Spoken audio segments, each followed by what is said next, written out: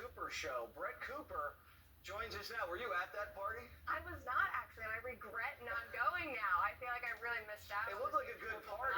Why do you think they want to make a scene out of that? Well, because it is cool. It's super exciting, and for the first time in like 10 years, the culture has shifted in a way to where young people on the right now are edgy. They're the rebels, and we've been saying that, for the last 4 years. Like, you think you're the resistance, but actually you have every mainstream organization behind you. You have every huge, Hollywood industry behind you. You're not actually a rebel. You're just falling in line with the mob and doing what they say. Like, we're actually the ones that are pushing back and fighting. And I think they finally realize that. So what does it say if you're considered edgy, that you like the country, you like sports, you get dressed up, you have a few drinks, Yep.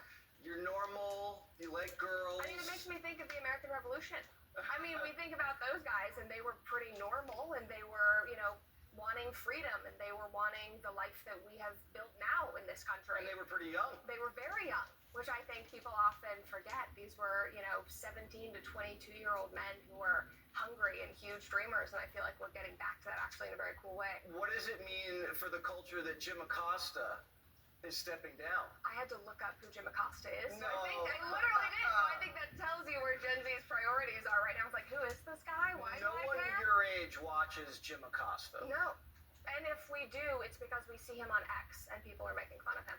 More people see Jim Acosta on this show than they see on Probably. CNN. Which is unfortunate. So where are we going now as a media? Are you now the tip of the spear?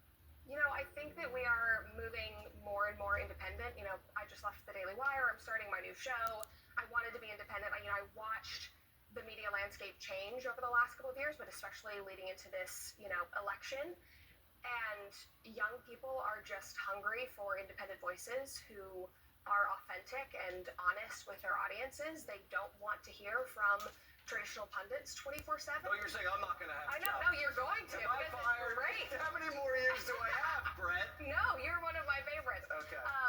But I think that it's just changing in that there are more opportunities now. And, as Elon says, we are the media now. So it's not just that commentators are popping up and there's all these new podcasters, but it's normal people who finally have a voice and are able to share their own opinions, whether it's on a Substack or on a post on X that goes viral. People have a voice in a way that they haven't had ever. Some people think you're cruel. I know. They think you're mean, you're a mean girl, you're exclusive, you're not tolerant. What do you say when they say that to you? I don't care, Margaret. I really don't care. But no, on a more serious note, I think it's that you just don't understand what we believe, and my goal is to help you understand. That's my goal with my show. It's what has always been my goal with my content, is if I can change your perspective on who we are and what we believe and what we stand for, even if it's not to change your mind or change your vote, but to make you have more respect for your friends who think differently than you, then I've done what I want to do. And so I think that it's just trying to reach across the aisle with nuance and empathy. Because I think that things are changing. We saw that in 2024.